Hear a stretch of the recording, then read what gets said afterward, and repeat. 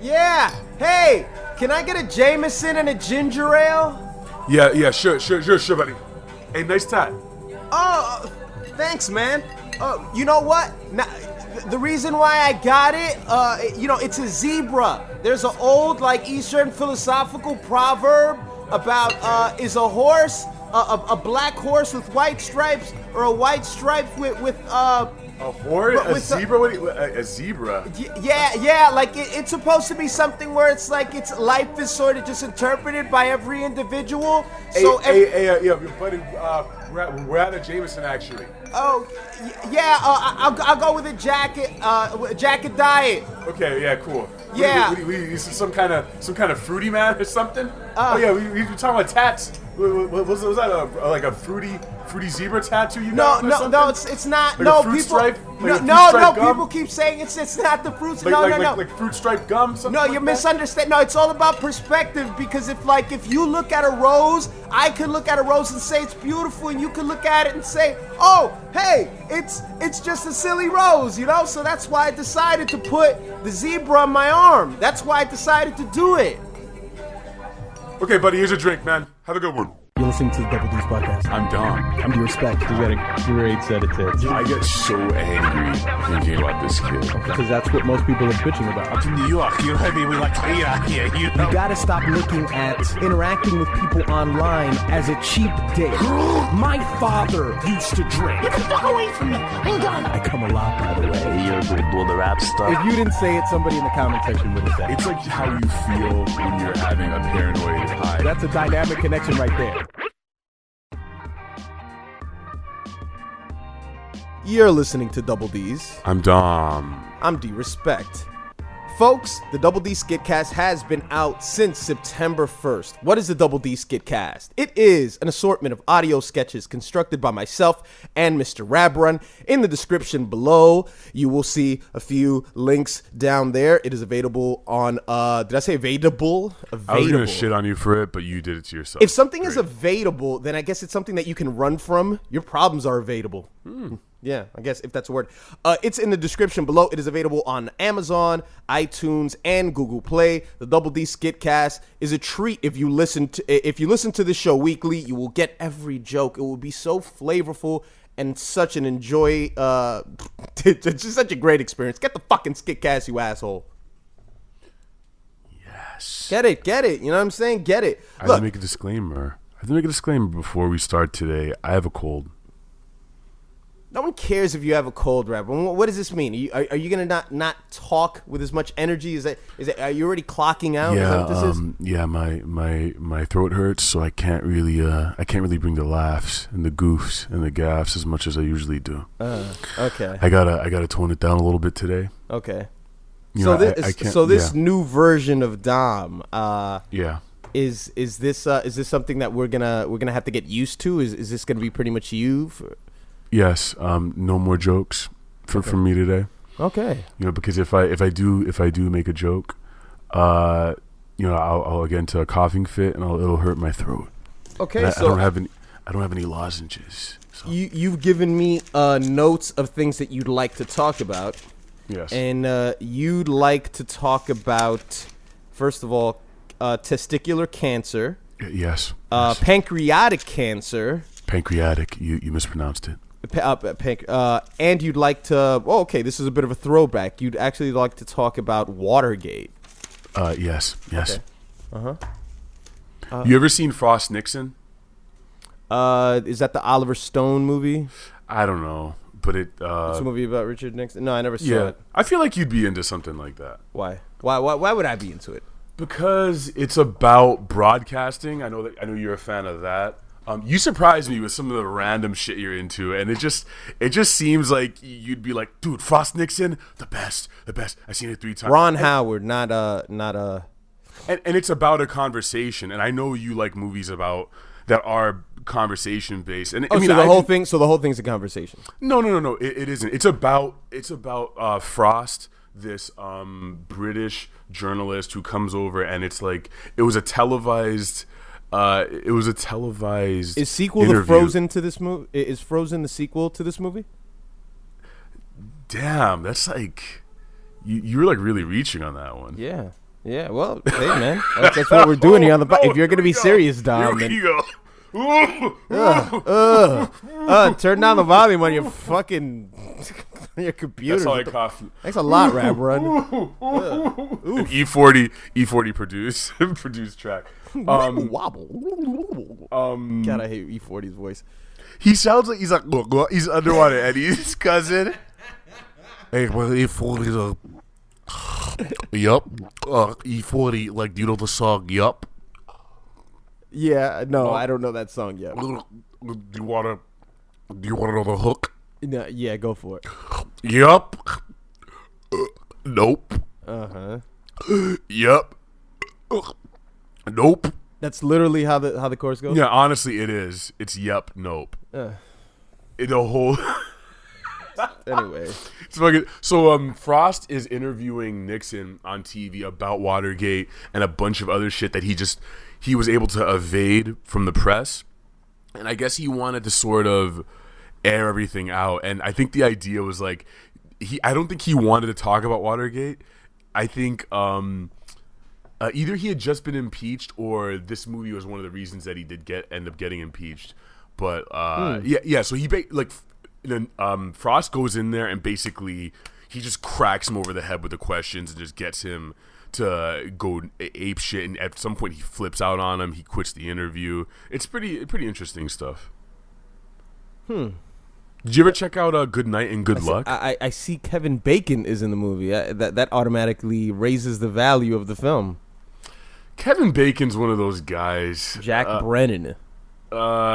He was kind of an all-purpose actor, I think, from the 80s to the 2000s, but I don't even ever think he had the big role in him.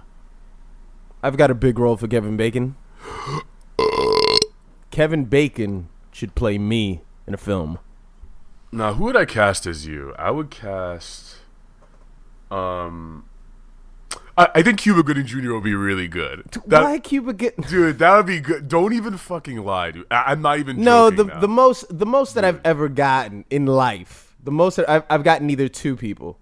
I've gotten either Donald Faison, the guy from Clueless. Okay, all right. Or the funnier one that I always find funnier, Todd Bridges from Different Strokes. That's kind of weird. That one's Bridges. funny. That's out of nowhere. Yeah, well, the older version of Todd Bridges, obviously, not when he was a kid on the show, you douche. I'd get Gary Coleman to play me. You get Gary Coleman to play you? Yeah. No, you just get you get that homeless guy from down the street. No, you know who it'll be? It'll be Bing. It'd be Bing. You don't even know his name. Wait. Fuck. But if I'm not mistaken, I think he's gonna be in the new Black Panther movie. No way. Yeah, there's gonna be like an all-star cast, unless that was a bullshit link that I saw on Facebook. But it's fake like ass link you watched. By the way, there's a trash truck outside my house. My ride's here, everybody. Zing! We're coming with the zingers today. I thought you were gonna be serious, Dom. How often do you get sick? Dude, like once a year, man. And once a year, do you take flu shots? No, sometimes. You don't? Okay, so you don't go to CVS and get flu shots? I've done it. No, at my job, at my old awesome job, we used to be able to get free flu shots in the basement. Some dude would just stick you in the arm, be like, "You're good." But no, this year I didn't get it because it doesn't really. I mean, I haven't had the flu since I was like 11. I just get colds. Like this cold, like I'm familiar with it. It lasts about a week. You know, you just get you go through phases. You get like runny nose, sneezy phase, coughy phase, whatever. I'm in the phase where like my lungs are like repairing themselves. Like I'm used to it, and I probably won't get another cold this year. This is my big one. I get one pretty much every year. What about you? I don't get sick very often. I don't. I'm kind of I'm a little old school in that way. Where I mean, even if I do. For a couple days I cough or some shit like that. I mean, I'm not going to go to the fucking doctor for that. That's ridiculous. My basic bada bing to get rid of a cold or up and coming flu or something like that is I just take some Dayquil, but I take the Dayquil pills and I get my dick sucked daily. No. I take Ricola. Okay. For the throat, I take Ricola because you don't want to do those holes because the holes that's basically candy, but Ricola has actual ingredients in it that'll, alleviate that throat itch that you get, and it always cleans it up for me because I do it early. The minute I start to get like a bit of an itch out of anything, but I'm the sort of person that I'll just if I have a cold or something, I'll go out there, a little exposed. I'm not going to shelter myself because that's just going to, you're going to have the immune system of a pussy and you're just going to continue to be sick. I want to mention to you. First, I want to say that, pussies are actually strong, but continue. They are. The way they can sort of expand, they can sort of contract and let go. I want to ask you, were you ever aware of Michael Jordan's flu game? Oh, yeah, I've heard of it. It's legendary, man. Yeah. I looked it up here. June 11th, 1997. This was Game 5 of the NBA Finals against the Utah Jazz. Jordan ended up scoring 38 points that game. How crazy is it that What's the average? Excuse me? What's the average that someone how much would LeBron score in a game? How much would LeBron score in a game? LeBron would probably, in a game, a good scoring game for LeBron would be 38 points healthy. What about Stephen Curry? Stephen Curry, about the same. 38 points is a lot, man. 40 points in a game, that's a high amount of points. Okay, I usually average about 36, nothing. 36, Nothing. 35. So that's pretty good. Nothing. That's pretty good. 36 or 38 shots. How many do you make in though? 27. Fucking liar. That's only when I have a flu though. When I'm not sick. When I'm not sick, my game actually goes worse. So the sicker I am, the closer I am to death, the better I play. Yeah, well, that's interesting. I mean, I don't know if he played it up or he was hamming it up, but how crazy is that we congratulate those moments where you're in your deathbed and you're still out here working. I get it. It's the flu. He's not out here with an extreme version of AIDS or something. His AIDS is acting up and he's on the field.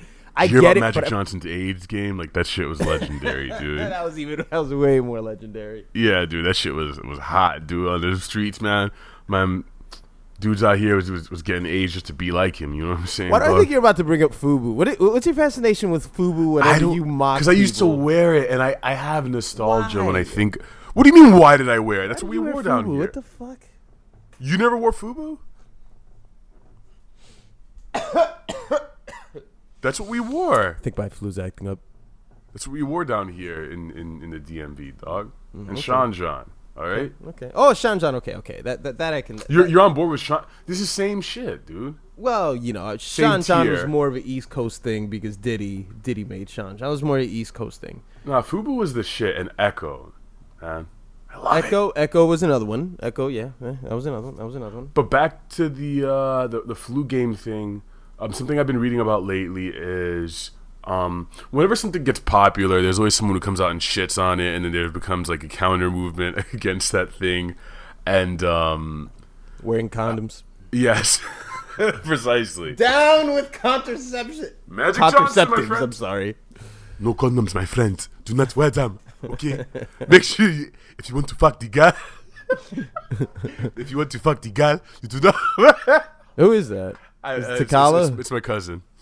No, that's not a Haitian accent at all. It's that is a Nigerian. That's a Wakandian accent. Yeah, Nigerian warlord. That's actually a clip from Black Panther. The trailer just came out. I just played it for you guys.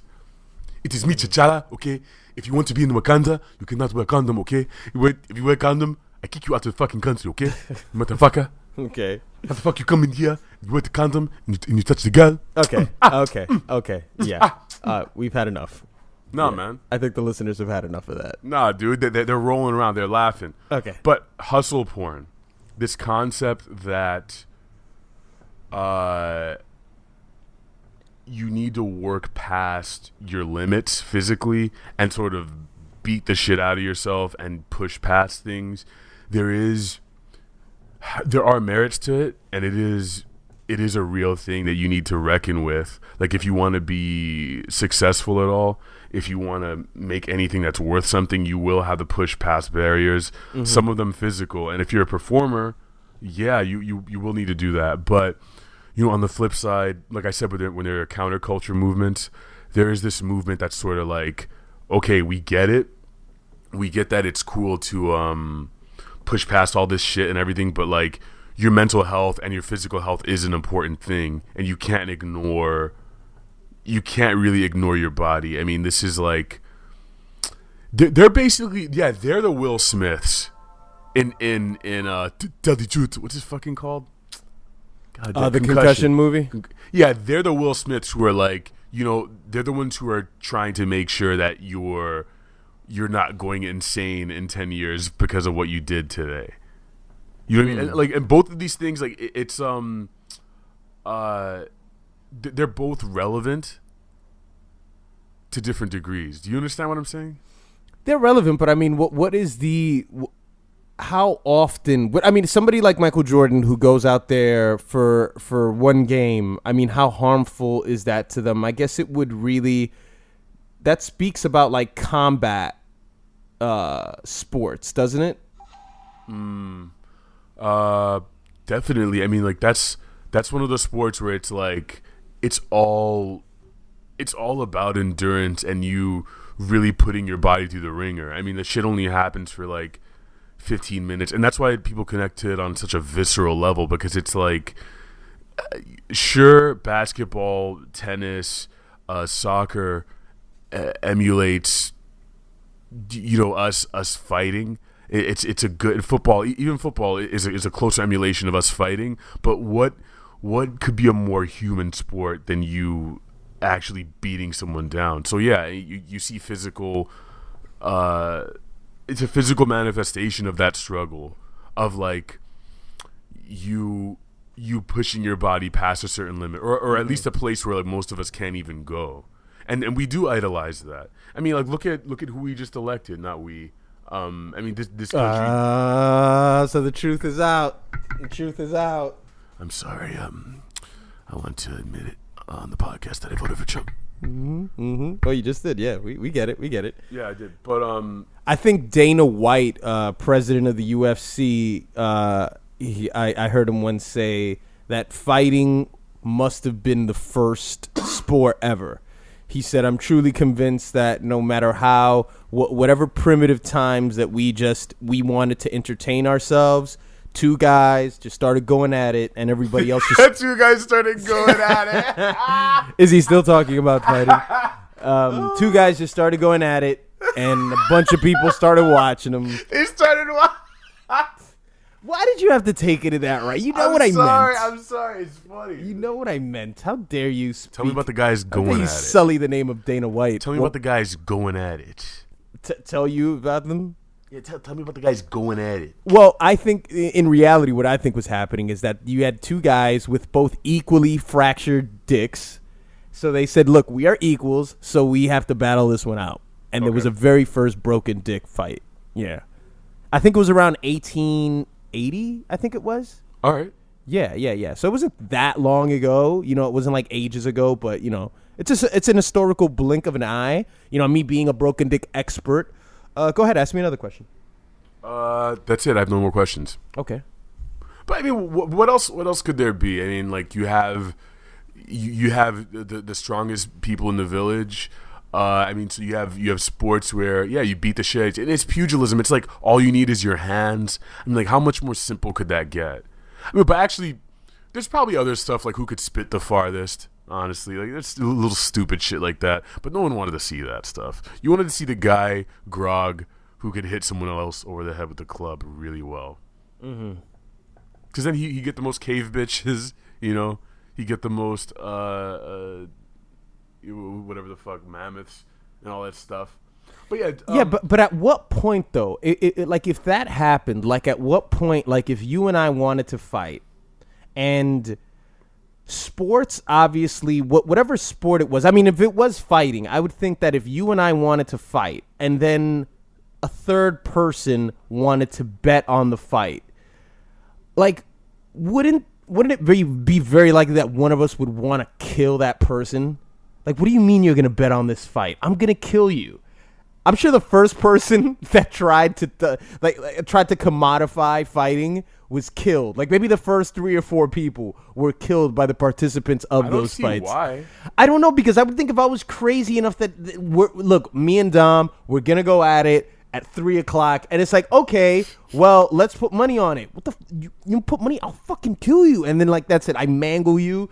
And then I go kill Dom at 3 o'clock. I don't see it that way. I see it that way. Listen, here's how I see it. I'm gonna kill everyone. Me and d.respect are gonna fight, right? Okay. And this guy's like, "Hey man, I bet 2 chicken legs on this fight." I don't know why he talks like that. God damn. I bet 2 chicken legs on this fight. You know what I'm saying? I'm a Guido who's actually transported back in time. You know, whatever. So it's no big deal. Anyway, he bets 2 chicken legs, and I don't know how betting works, but basically the premise is... Would you contact me? Would you tell me, hey, there's somebody who's betting chicken legs on me beating you. Do you want in? Do you want? Yeah, and I'd be like, you win. You get a couple chicken legs at the end. Oh, so you'd let me know. Okay, my second second step, the second d.respect in that spot, I'll kill the guy who wants to bet on our fight, and then when I'm reincarnated, I won't kill the guy, but I won't let you win on the bet. So if you kill me, you won't get any money. But if I kill you, I'll get money. It's got too complicated, man. No, it's not. It's not complicated. This is business, sir. This is business. You just want to kill people? It's a fight business. All I wanted is some chicken legs, dude. That's what you wanted? That's why I got into this business, man. Hold still. I'm gonna fucking kill you. I want the music tinkling in the background. Oh fuck! But you know, smash your head on a rock. Oof. Hey man, you don't know what the condom in Wakanda, okay? Hustle porn. This concept that you have to get. This is all Gary Vaynerchuk. This is basically him. It's like you got to push through it, man. This motherfucker, all he thinks about is money, and we do idealize this shit because we're materialistic. Gary Vaynerchuk thinks about what? That's not what Gary Vaynerchuk thinks about. He thinks about money, dude. No, it's not. What does he think about? Have you learned nothing about Gary? I love money. I fucking love money, man. I don't care about my kids. I don't care about anything, man. I love money. Gary Vaynerchuk is all about value. He's all about service. And when you provide service, when you provide value, the money comes. So it's not a focus on money. It's a focus on doing shit for people. Come on. I think he likes selling things. Well, okay, that's more. Well, look, that's a part of the service, and with selling comes sort of the, sort of the empathy of selling, that he does. It's not caring about himself. It's caring about the customer, motherfucker. That's what it's about. So okay, but all these guys who are. By the way, we're talking about Gary Vaynerchuk when fucking maybe 3 of these guys may know who he is. I mean, we brought him up before, but I just had to. I mean, like, then they should look him up. I mean, like, we'll spell his name out in the thing, and they should just look him up. He's a businessman, and he talks a lot about basically the more philosophical aspects. Is that what you were going to say? Yeah, about money, yes. The philosophical aspects of what you're doing when you're providing a service to people, which also, I mean, this really permeates any realm of you working. If you're an artist, you're a broadcaster, if you're selling shit, there is stuff you could learn from him. He's in that same realm as like Seth Godin, Malcolm Gladwell. Yeah. Malcolm Gladwell's like less sales, more philosophy. Seth Godin is also he's more management, less sales, pretty much. But yeah, I think maybe a few of you guys could learn from him. I don't fucking know. And if you can't, why don't you butt the fuck out? But do you think it's damaging? Do you think hustle porn is damaging? It is. I mean, I think my perspective on this, because I would always say don't ever sacrifice your mental or physical state to accomplish anything, because you are no good.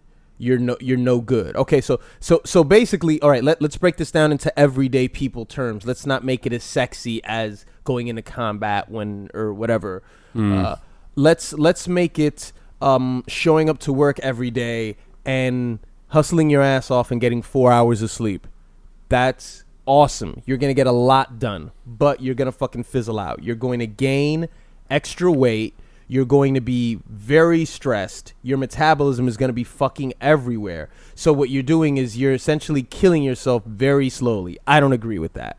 Maybe if you want to say for a period of time, like if you want to sort of, if you want to do shit like that in cycles, You know, if you want to do stuff like that in cycles, then that's fine. Like, for example, you know, I just finished my j.cole video at 4:30 in the morning, and it's 11 o'clock in the morning right now. Would I do this every day? You know, probably not, but it's good to do it in cycles. Right. Because that way you're not sacrificing your health. My health is very important to me. It's important to me. You know, I don't show it in how I eat, but in my workout regimen, it's important to me, and I think sleep is very important. It's very underrated. But yeah, I would say that I don't agree with that. I don't agree with that at all. In moderation, I guess. Yeah, I tend to agree with you, but I am definitely. If I'm understanding this concept, am I totally grasping? Yeah, go ahead. Your what is it? Hustle porn. Your hustle porn. Encapsulate that. Look, because I tend to think that if one of us can't understand something or not fully getting something, then I think that there's a couple people out there that aren't getting it either. Because I'm listening sure to you right now. At any moment when we're talking, someone is not getting what we're getting because they smoke too much or they're dumb. I mean, it's like there's one guy out there. The second one is my problem. So go ahead and just encapsulate that and just okay. Put it into a couple seconds. The concept of work harder, do more. Okay. There's like every time you see a nasty reposted JPEG that's been like repurposed a million times on Instagram, where it's like, if you're not working hard, you're not living. That type of mentality. Gotcha. Okay, I got it. Okay. Yeah, so do more, work harder. Casey Neistat has a tattoo on the inside of his arm that says "do work" or "do more." The concept, like, you're not doing enough. Mm-hmm. Right? And you know, C.T. Fletcher, you know, the guy. Love C.T. Fletcher. I'm surprised you know about C.T. Fletcher. Wow. Yeah, man. Since when have you known about C.T. Fletcher? A while, dog. This fucking guy knowing about C.T. Fletcher. It's been a while, dog. Knowing about that. It's been a while, dog. I know about things. You feel me? But it's, I mean, he's the. We're about to break bread up in this motherfucker. Yeah, he's just like, I don't give a fuck. Like, he's on the completely opposite side of what you were saying. He's not telling you to sleep. He's not telling you to take care of your body. He's had like 3 or 4 fucking heart attacks in his life. Yeah, it's incredible. It's incredible. And he's like, dude, I willed myself back to this shape that's like, it's ungodly where he's at. It's every locker room speech you've seen where it's just like, motherfucker, we came here to win, dog. Yeah. There are only winners here. That type of mentality. This is anti second place. Just try it. Just do your best. That type of shit. Although that's real. You know, that's what it is. But that's an old school mentality that's dying out. What's that? It is. I mean, it's because, and I think it's what I'm mentioning. I'm mentioning just the awareness of health. The awareness of health, we're becoming more aware. I mean, don't you see how just everything that you eat is just becoming so much more pussified? I mean, in the intent that people have in the foods that they eat, you know? Everything just tastes like pussy to me, dog. I don't know why. Hey, I'd love to live in a world where everything tastes like pussy. But yeah, we're becoming more aware of health, and we're saying, okay, that's great, but you also don't want to be 70 years old, you know, not enjoying the fruits of your labor. You also don't want to be that guy, you know, because I often see people, like, for example, I see people who, let's say in New York City, it's so hard sometimes to manage that people congratulate you if you're a city worker. You know, if you're a city worker, people congratulate you because city workers have, you know, they have pensions. They you know, they're secure. They have security, if nothing else. They have boring fucking lives, but they have security. But often, I mean, them cops, who have pensions as well. There's so many overweight cops in New York City. There's so many just. I mean, I know that's just a common thing that just police officers, and that's so ironic that the people that are supposed to protect us, like, you know, a lot of us are in better shape than them, but obviously they have the guns. But I think often it's like, yeah, you have the security, but when is your health going to line with your security? And don't get me wrong, I'm not a health douchebag. I'm not this guy just because this is the stuff that I peddle, that I sell. I'm not even that guy, but I'm just a little bit more aware of it. as I'm getting older and I'm taking a look at people and I'm like, man, you're doing great, but are you ever going to get to enjoy that? By the time you're a certain age, you can be a fucking couch by the time you're fucking 60, dude. You literally turn into a couch? That sounds tight. Dude. Literally turn into people are gonna sit on you, but then maybe you can charge people. You can charge them. I morph into a couch at 60. Yeah. Fuck, that would suck. You'd be a dark brown leather couch. I'd be a chaise. A chaise. I don't even know what that is. Chaise lounge? It's French though. I know what a Chaise. chaise lounge. See, I know what a chaise lounge is. It's See, I'm French. cultured, rapper. And you know what It's C.T. French. Fletcher is? I know what a chaise lounge is. That's what makes you cultured if you know what a chaise is. It's a chaise, not a fucking chaise. Chaise, dog. Is That's it how you chaise? say it down in the streets of Haiti, dog. Whatever, motherfucker. Hey, did you see the Spider-Man trailer? I did. Nah, little underwhelming, wasn't it? Yeah, man. The fuck? Yeah, I think you know what. I just saw it last night. First, I saw the teaser. Then I saw Spider-Man the Homecoming. Yeah, Homecoming. I saw the trailer later last night, and I just saw it in one YouTube video. Just one YouTube video. Didn't look online for anything else. I don't really look into that stuff. But sometimes I'll go to Rotten Tomato. Well, it's too early for that. But I just go to see what people have to say. And I didn't see like the dislike bar. I didn't see it down. But when I saw the trailer, I was kind of like, well, this looks kind of stupid. It's just sort of riding on the wave of Civil War, where it's like, we know this is going to be good. We trust that it's going to be good, rather. Right. That's what I feel. I think one advantage that this film is going to have is that we're not going to get an origin story just right out the gate. Boom. Yeah, Spider-Man. There's not going to be the death of who was it? Ben. Who grandfather? Uncle Ben. Right. His Okay. uncle. The guy who makes But- the rice. Gotcha. Yes, is his black slave uncle. Hey, Peter, before I die, before these white niggas kill me, I gotta tell you something. Peter. What is it, Uncle Ben? Cook that rice, nigga.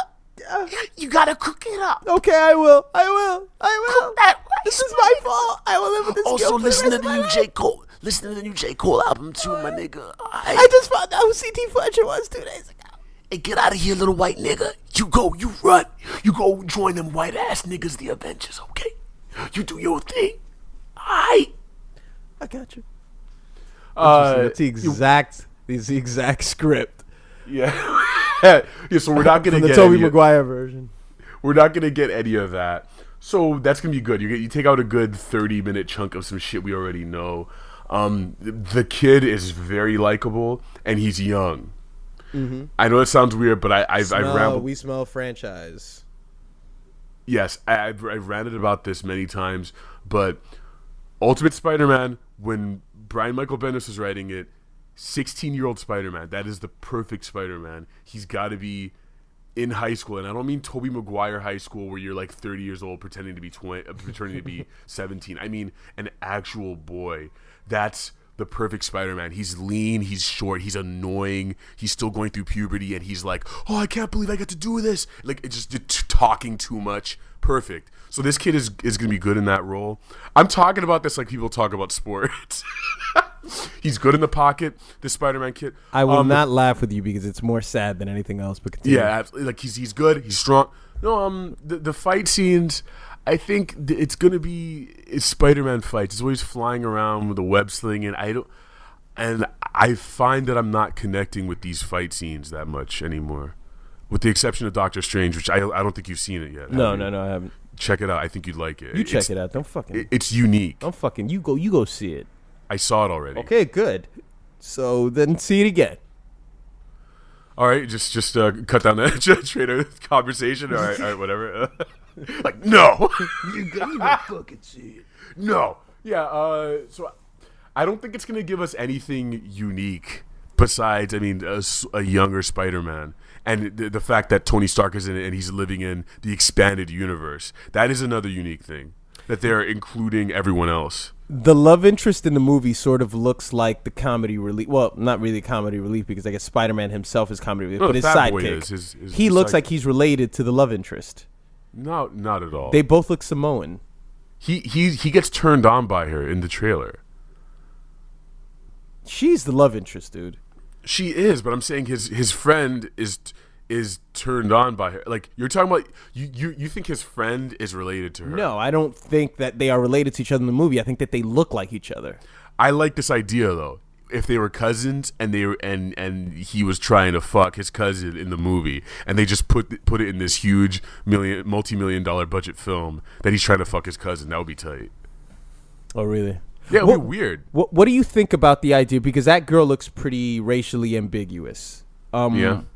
So, do you think movies are doing that now because they want to avoid controversy, or it's just more accepted and more sexy to be biracial? I guess they're it's sort not.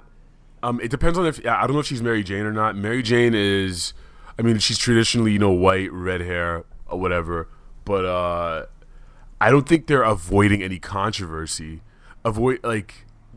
Definitely not that. I think they're trying something different, and I think they're trying to reach out to a different audience. Also, and this is important, that they know has money. The reason Black Panther is being created in Luke Cage, Jessica Jones, all these shows and movies is because like they know that black audiences will pay now. Atlanta is like I don't believe Donald Glover's in the movie. He is? Yeah, I'm looking at IMDb. Yeah, he's in the movie. Does he play Miles Morales? There's no name. There's no name next to his name. There's no name next to his name, and I can't because I was looking for Mary Jane. Yeah. And the girls, there's no Mary Jane either. I don't see her. So maybe she doesn't play as big a role in the movie. Maybe there isn't. She definitely does. They show her like talking to him on the phone while he's fighting. She's gonna play the Mary Jane of this film. Oh, fuck me. Aunt May's gonna be Marissa Tomei. Yeah, you didn't know that? You jerk off to fucking Aunt May. That's not supposed to happen. I would totally just jerk it like right in her fucking face. If you were Peter Parker?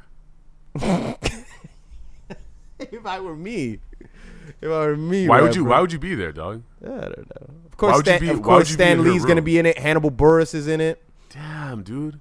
Yeah, I met him. Oh yeah, Hannibal, right? Yeah, dude. Yeah, Michael and Wale. I was a little scared. I saw Wale right next to me. I was like, damn, bro, it's you. Nervous about Wale.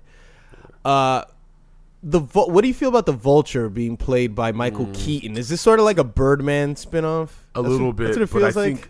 I think Vulture is an astoundingly boring supervillain, and I think the vast majority of Spider-Man's villains are boring as shit, and they're weird for no good, and not even in a good weird, just like a generic ass weird. Like, Rhino, I'm a dude who wears a rhino outfit. Mysterio, I'm a guy with a fishbowl on my head who used to do magic tricks. This is all real shit.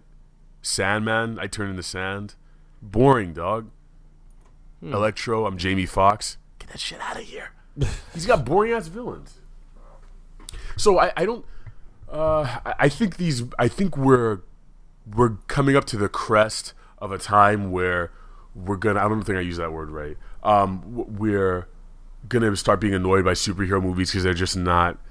It's just the same shit over and over again, and I don't know that anyone gets excited watching these movies.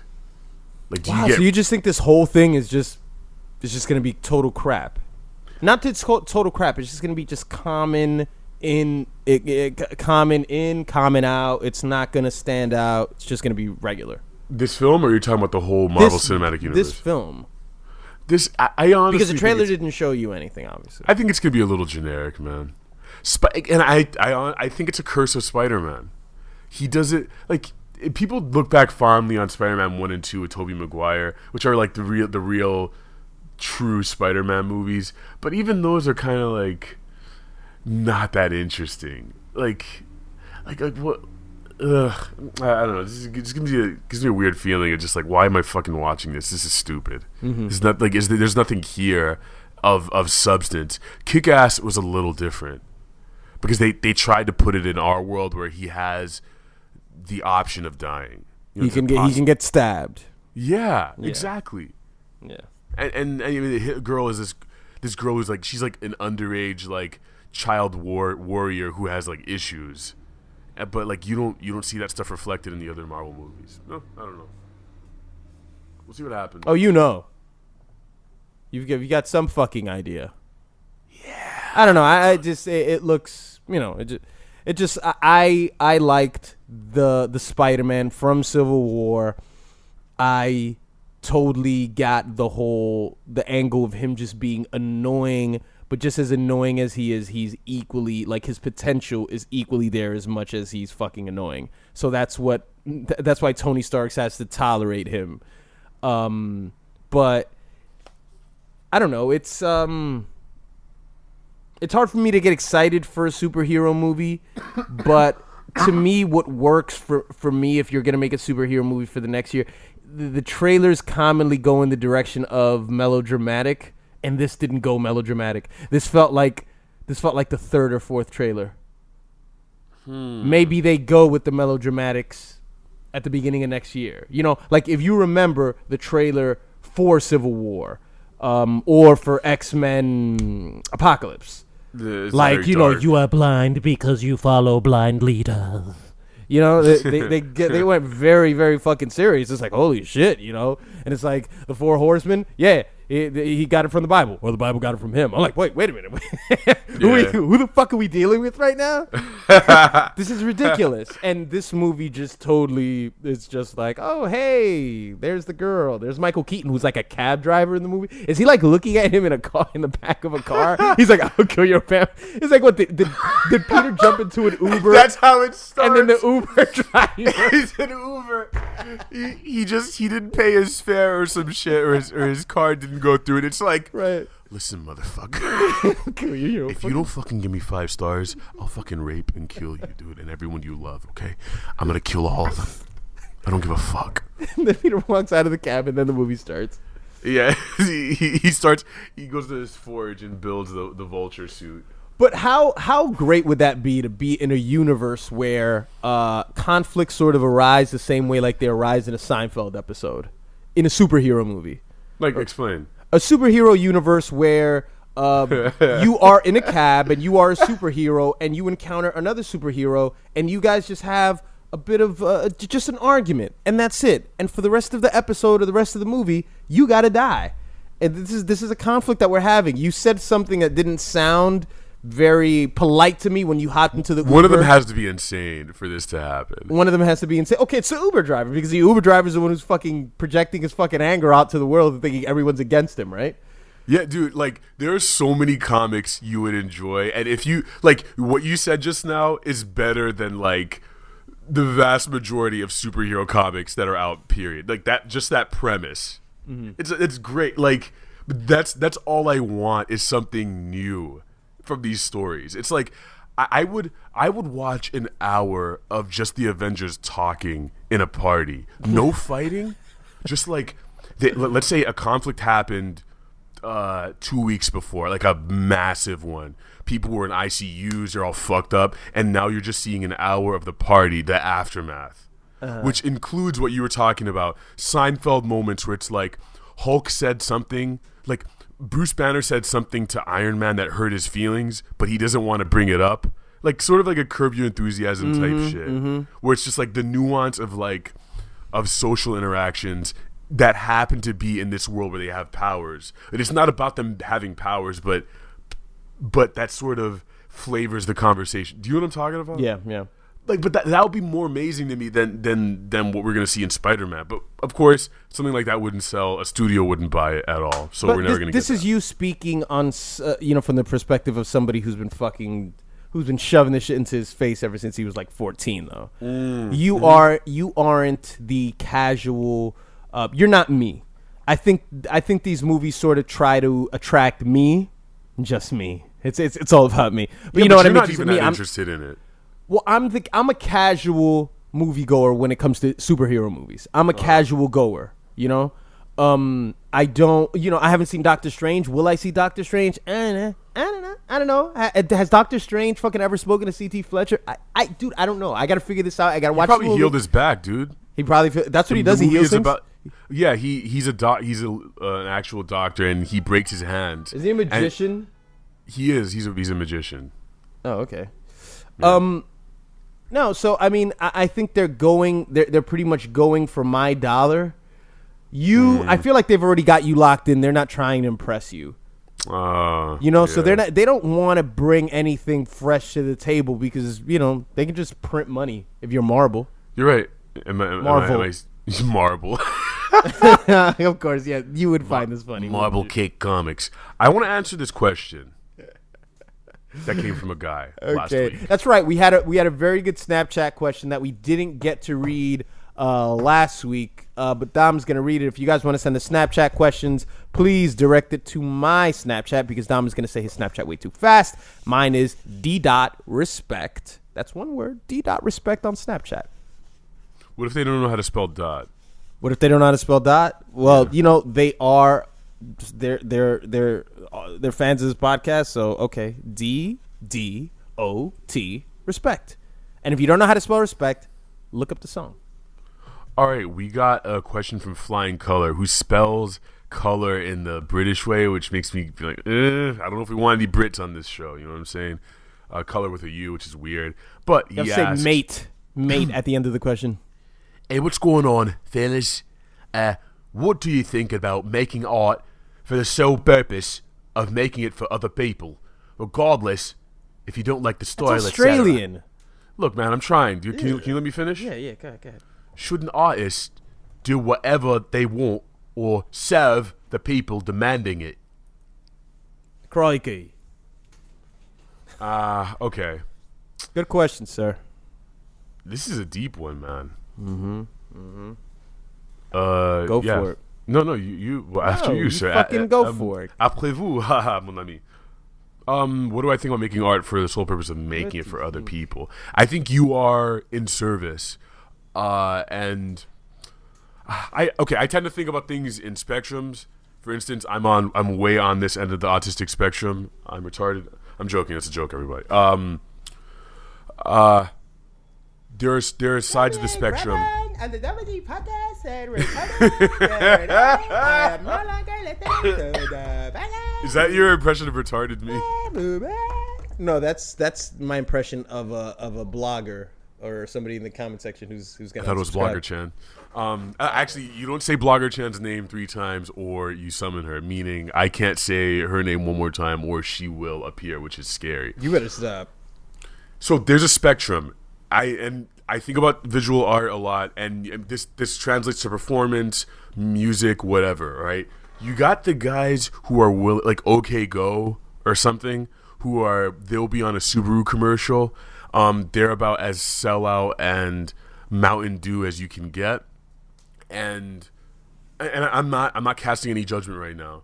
And you have the guys on the other side that like Mark Rothko,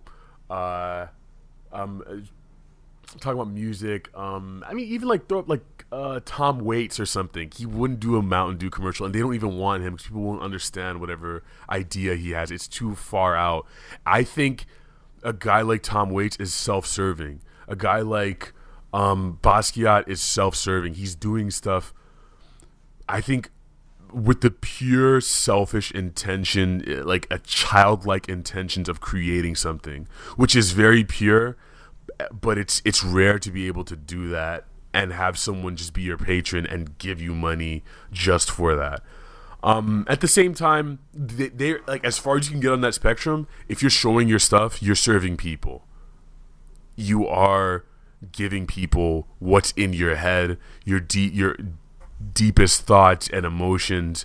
If you're a good artist, you're alchemizing that, I don't know if that's a word, and turning it into something that you can put in other people's brains. But once you serve people with whatever you serve them with, and they throw you suggestions as to what they think you should give them, and you continue to do what you do anyway, are you still serving them? Yeah. Serving them selfishly. Yeah, because I mean, you are part of the component. Mm-hmm. You are, because I mean, if you weren't selfish at all, you wouldn't be doing this. Like, it's a part of what you're like. The reason you get into this is because it makes you feel good. Like, you create things because it makes you feel good. Like, the highest I get, the most excited and happiest I get is just those moments when I'm drawing something I like, or when I come up with an idea and I know I can take it somewhere and put it in someone's head eventually, and I start working on it. should an artist do whatever they want or serve the people demanding it? I think this is a good question, but I think it's both. I mean, like, you're dealing with both, just on different levels. Some people serve themselves less and serve other people more, and that's what happens, I think, when you're an artist. Like, I mean, I don't know, Depeche Mode is the first band I can think of. You're Depeche Mode, and you have to play Enjoy the Silence. You have to. Even though you're fucking 60 and you have all these, like, and you made that song when you were 20, you know what I'm talking about? Like, you're Eminem and you have to rap "My Name Is," but you haven't been in that headspace for fucking 30 years, but people still want to hear it. You're serving them. You can't just go on tour and do Flat Existential Mind like Kid Cudi and just lay there. You can't do that because no one's gonna give you money, and I mean, you might get money If from you're Kid some Cudi, people. you don't care. At that point, you don't fucking care. You are the flat. It's all about his flat existential mind, so it doesn't matter. It doesn't matter. Doesn't matter. Doesn't matter. But I mean, you Name will of his walk. second album, by the way. It doesn't matter. Yeah. You will be walking this line if you try and create anything. And again, I'm not knocking you working for a Denny's or whatever, because you have to live. Excuse me, you have to make money. So and so I'm not idolizing the guy who just sits around painting red circles all day either, because it's like that guy isn't really living in reality, and he's not even providing something that's easily consumed or is in your language either. You know, he's like purely selfish. I'm saying you can be very selfish and serve people, and you have to do both. You have to learn to do both if you want to make anything remarkable and that matters to people. Don't forget that you have to make shit that matters.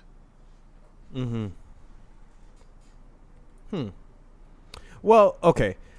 I want to approach this question, say, from the perspective of a hip hop, from a hip hop perspective, and what I'll say is, for example, if you're somebody like Kendrick, who I've heard before, say in interviews where in the past he used to make music that was more selfish.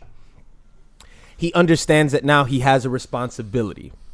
So in the making of the art within rap, there is the notion of you have to sort of deliver a message because there is an overall good that is greater than what you create.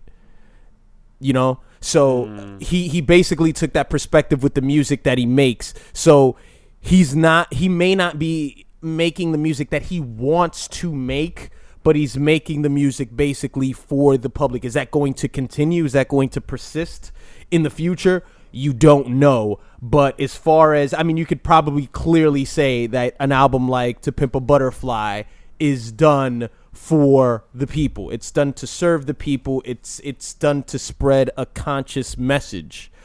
But I think, just like you said, I think it has to be a little bit of both. I think you fizzle out if you are too extreme on one end of the spectrum or the other end of the spectrum. Because if you're creating everything just for others, if you're creating everything just for other people, then you lose your identity in the process. It begins to then feel like you're an assembly line worker, because that's it. Your product, your recipe has been established years before. You're a trusted name, and gadush, gadush, gadush, gadush. You just keep pumping out units. That's all you're doing. If you're sort of a bit emotionless towards the endeavor, then I guess it works for you, and you'll never fizzle out. But if you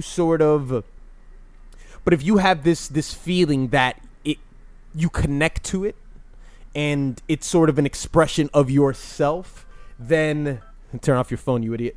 Then it's an expression of yourself. Then if you go the route of I'm doing everything for me, I guess you could fizzle out, because then you could be Kanye.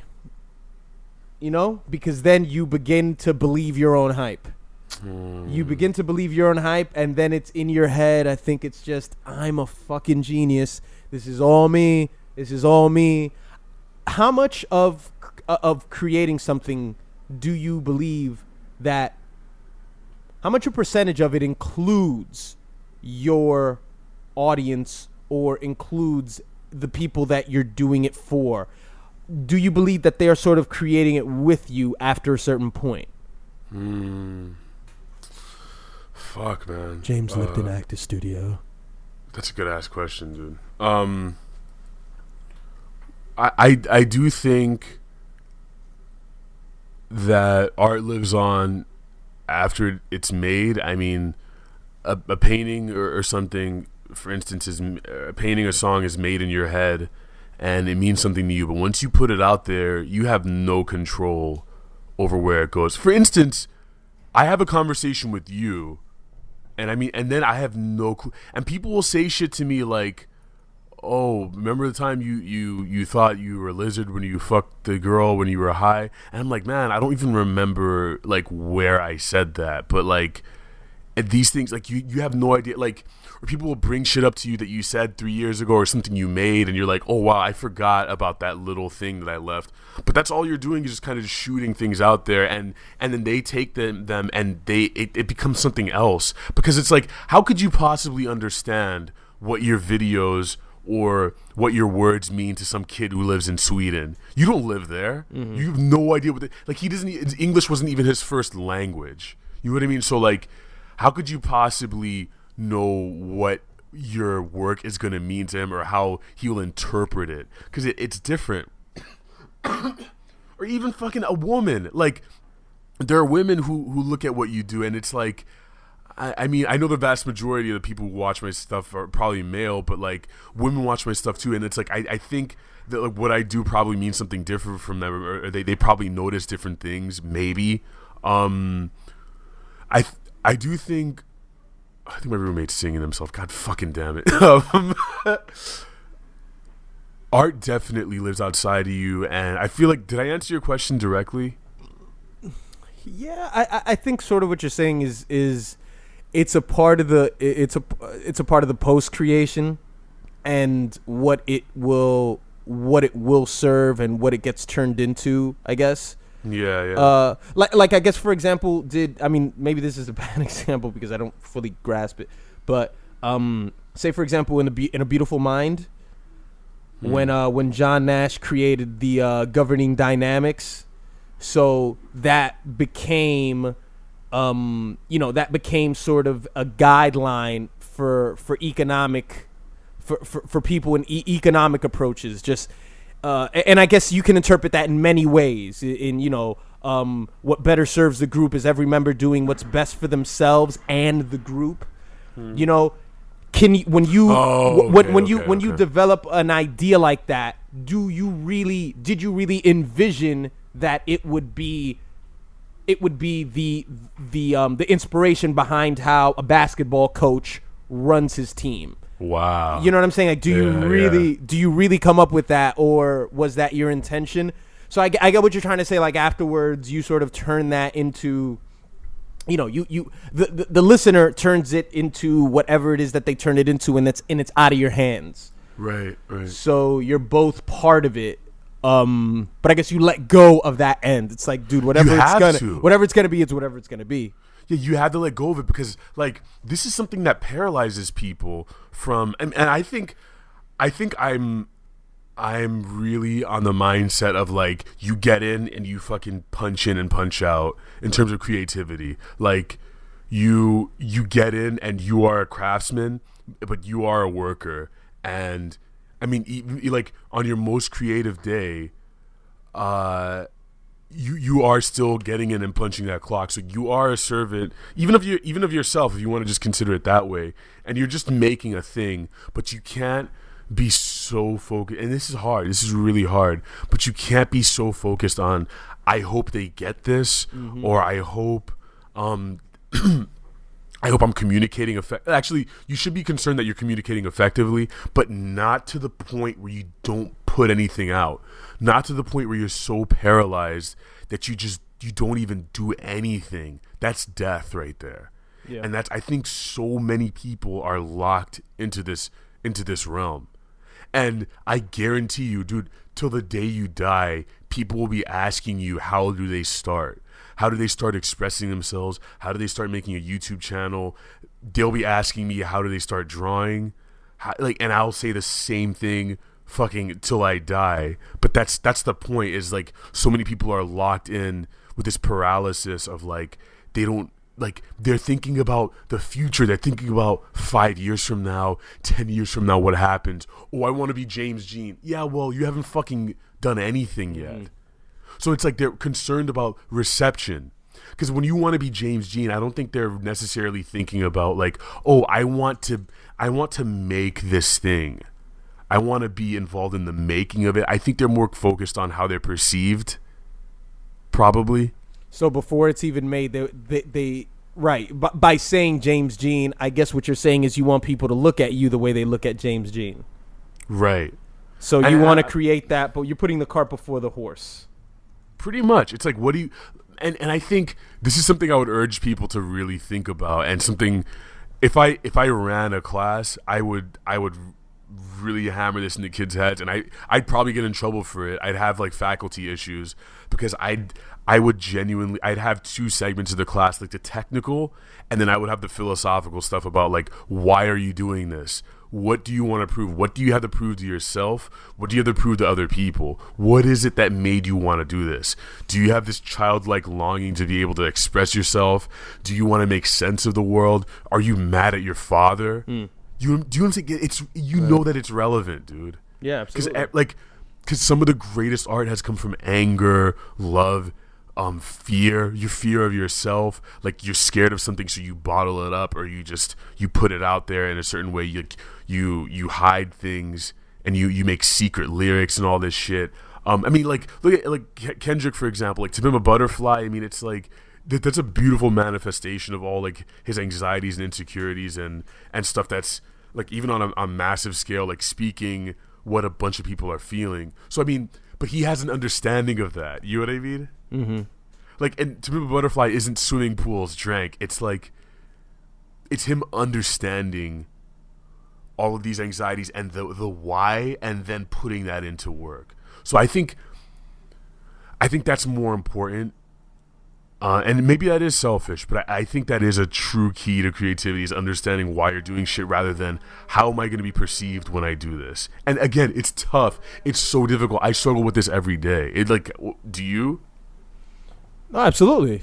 Yeah, absolutely. Struggle with the idea of how people are going to perceive it, or should I do it for this? Because when you've created things for an audience, you do have to take on feedback. It is a realistic thing. You just can't shut everything out, because then you just turn into a madman, just a narcissist who's just like not connecting to anyone, and you're just throwing shit out there and it's just never landing. So I do think that that's a part of it. I do think that is a great part of it. But well, the last thing that I wanted to ask you was, because of what you're saying with the finding out what is it that the emotion that you're locked into, at what point does that become hustle porn? Because if you know that you are doing this because you're angry at a girl, or at what point of you continuing to do it are you sacrificing your emotional well-being, if you've already acknowledged it? If you haven't acknowledged it, then I guess you're blind to it. And would that, I guess, be hustle porn? Because it's not just about the physical, it's about the mental stress that you put on yourself as well. I think that's different for each person. And there's a point I wanted to make earlier, which is like, you should suffer a little bit. I would 100%, like, because if you're not, then you're not doing anything that's probably worthwhile. You're not putting in enough work, and if it doesn't hurt a little bit, emotionally or physically, you're not gaining anything, and people aren't gonna feel it. I honestly believe that. Like, if you're not doing stuff that hurts or is is difficult for you, then you're just doing shit like the Iron Man drawings that are photorealistic drawings of Robin Williams. You want to keep doing that shit, then do it, but you're going to be like everybody fucking else on Instagram. And you're not going to be able to develop your own style and voice if you don't risk things and try and make mistakes and be open to sometimes you're going to fuck up. If you're doing anything that's worth it, you're going to fuck up and it's going to hurt sometimes. And to answer your question more directly, the stuff about, okay, let's say you're mad at a girl and you just keep writing the same song about her. Like, That's Facebook, essentially. That's Facebook. But I don't know. It could That's be Mark Zuckerberg. It could be something beautiful, though. You could create something that's amazing from that. But I think, I mean, I've had moments where I've had to check my mental health. I mean, Hip Hop RPG was one of those where it's like the amount of work I was putting into that wasn't equaling. It wasn't worth what I was putting out. What you were getting back. Right, and also, I mean, but here's some more advanced stuff, and I had to ask myself, okay, what if Tyler the Creator came down and said, "Oh, I want you to make more of those"? What if Kanye did? Like, would I be willing to? Do you know what I mean? Like, are you willing to grind through and like make yourself suffer more? Because I mean, I might have to in that situation, but I mean, for what I was getting and what Hip Hop RPG is, it wasn't worth what I put myself through. So I had to make that judgment, and that's what you have to do. I mean, like, and I don't know what the answer is. Like, it's different for everybody. Like, do you have to cut your, like, if you end up cutting your ear off and mailing it to some girl, you know, like, you have an issue. Like, you have to be smart and have common sense and, like, take care of your mental health. Because, I mean, being an artist or a content creator or whatever, you're going to be really good at justifying ways to make yourself suffer. And I know I'm sounding really contradictory, but that's the nature of this thing. You want attention, and you want all the attention of the fucking universe, but you don't want it. And you want people to understand you, but there's no way people can completely understand you. And the only answer to this, I mean, like, there's a Neil Gaiman quote, just make great art. Just try and make something good. Just keep trying. I don't know what else. What if C.T. Fletcher asked you, "I need you to continue to make the hip hop RPG"? Would you still continue to make it? Oh man, that RPG shit, nigga. That shit was classic, nigga. Okay, make it again, nigga, before I kill you. Are you Lil Quack's brother? Nigga. That ain't Quack, nigga. At least it's a variation of Quack. This is different. Nigga, this sounds like C.T. Fletcher.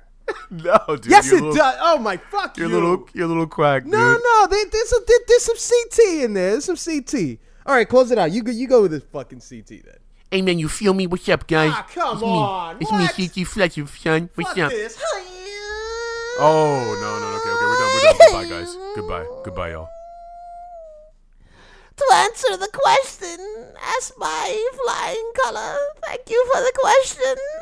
But in order to make great art, one must sacrifice sepulchre. Is what I say. That's part of the bit. Did I say that correctly? Yeah, you did. You land on the Kill yourself, sword. You're dead. You're dead now. Kill yourself, dude. Come on. You're done.